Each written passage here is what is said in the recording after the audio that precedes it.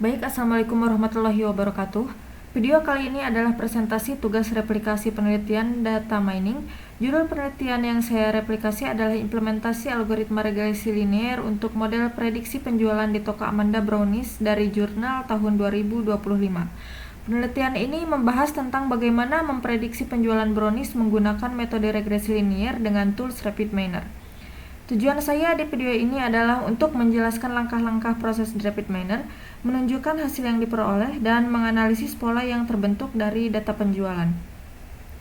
Sekarang saya akan menjelaskan proses yang saya lakukan di RapidMiner. Ada 5 operator utama yang saya gunakan.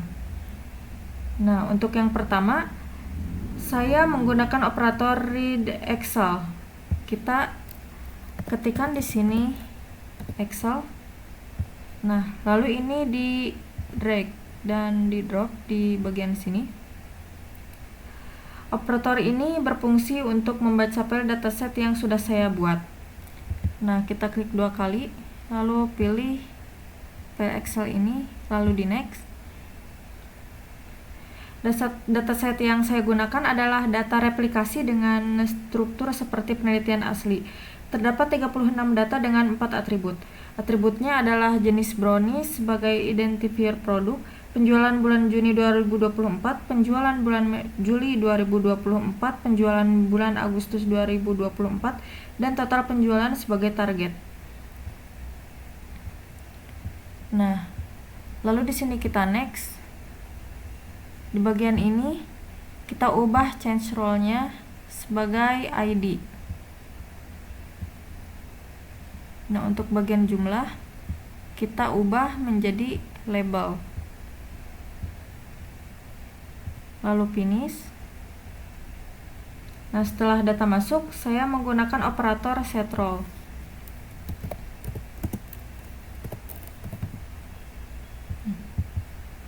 Kita simpan di sini. Nah, operator ini itu untuk menentukan kolom mana yang menjadi target prediksi. Di sini saya pilih kolom jumlah sebagai label karena ini yang mau diprediksi. Kolom lainnya seperti bulan Juni, Juli, dan Agustus otomatis menjadi variabel prediktor. Setelah itu kita pilih operator split data.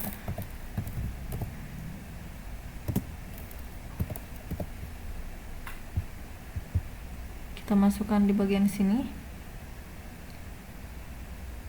Operator ini untuk membagi dataset menjadi 2 bagian ya. Nah, kita klik 2 kali.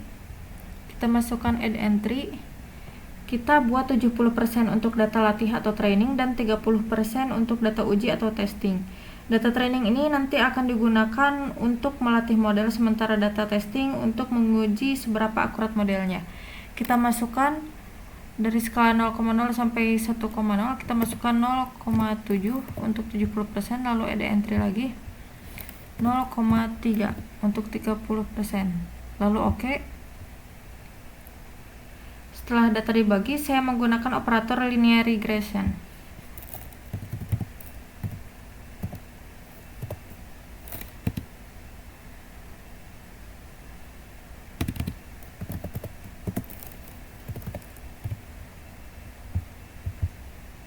Kita masukkan di sini.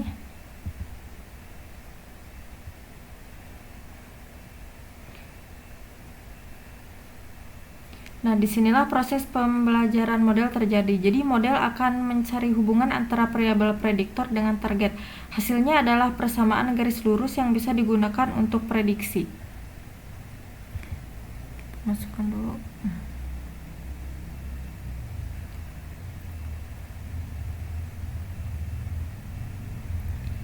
Lanjut ke operator apply model.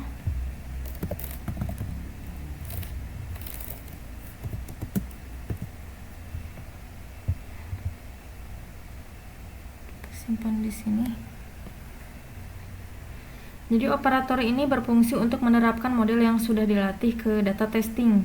Model akan memprediksi nilai total penjualan berdasarkan data bulan Juni, Juli, dan Agustus yang ada di data testing. Nah, kita atur dulu bagian ini Dari split data kita masukkan ke bagian ini.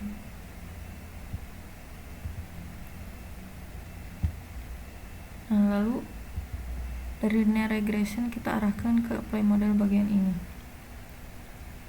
Setelah itu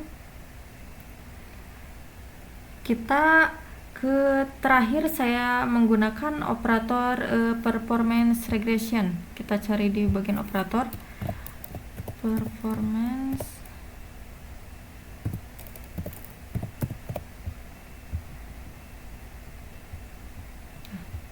Ini yang regression, kita simpan di bagian sini. Nah, jadi operator ini untuk mengukur seberapa akurat prediksi model. Jadi metrik utamanya adalah RMSE atau root mean square error. Semakin kecil RMSE, semakin akurat modelnya. Nah, dari sini kita sambungkan ke bagian performance. Nah, dari ini kita sambungkan ke sini.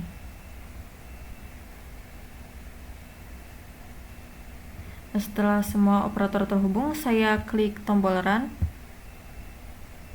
Nah, proses berjalan beberapa detik dan hasilnya muncul seperti ini. Nah, dari proses yang sudah dijalankan, saya mendapatkan hasil sebagai berikut. Jadi root mean square errornya 10,525. Apa artinya 10,525 ini? Jadi artinya itu rata-rata kesalahan prediksi model adalah sekitar 10,5 unit penjualan. Ini tergolong kecil, jadi modelnya cukup akurat. Kalau dibandingkan dengan penelitian asli yang RMSE-nya 16,890 dari penelitian yang artikel yang saya jadikan acuan. Jadi memang hasil saya lebih kecil, tapi perlu diingat bahwa saya memakai data replikasi yang berbeda. Jadi yang bisa saya simpulkan adalah metode regresi linear ini konsisten memberikan hasil yang baik. Sekarang saya akan menganalisis pola yang terbentuk dari model ini. Jadi pola pertama, pengaruh bulan terhadap penjualan.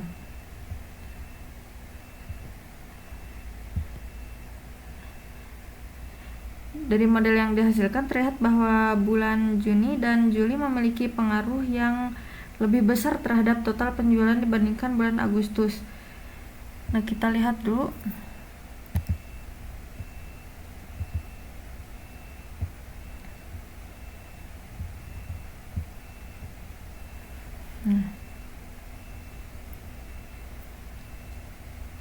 Jadi ini menunjukkan bahwa penjualan brownies ini cenderung tinggi di awal pertengahan tahun dan menurun di bulan Agustus.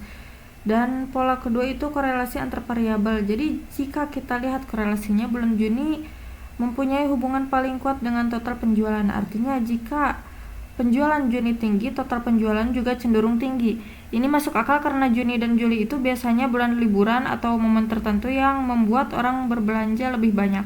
Lalu pola ketiga itu tren penjualan. Data juga menunjukkan adanya tren penurunan dari Juni ke Agustus ini bisa jadi karena faktor musiman atau perubahan selera konsumen di bulan-bulan tertentu. Untuk interpretasi bisnis dari pola ini, pemilik toko bisa mendapatkan wawasan.